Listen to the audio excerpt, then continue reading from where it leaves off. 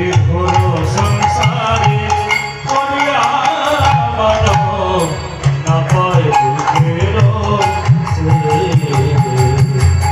সাধু সঙ্গ করি হরি ভজে যদি সাধু সঙ্গ করি হরি ভজে যদি তবে অন্ত হয় কে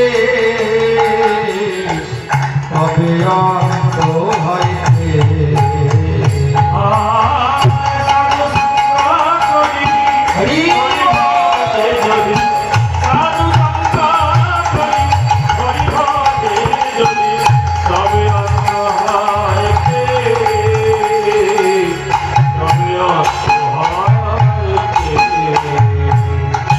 সংসার অনলে জ্বলিছে হৃদয়।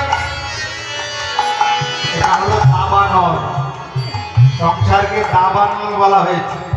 দাবানল বোঝেন? দাবানল ওই যে বনের মাঝে গাছে গাছে ঘষা লেগেছে আগুন লাগে তাকে দাবানল বলে।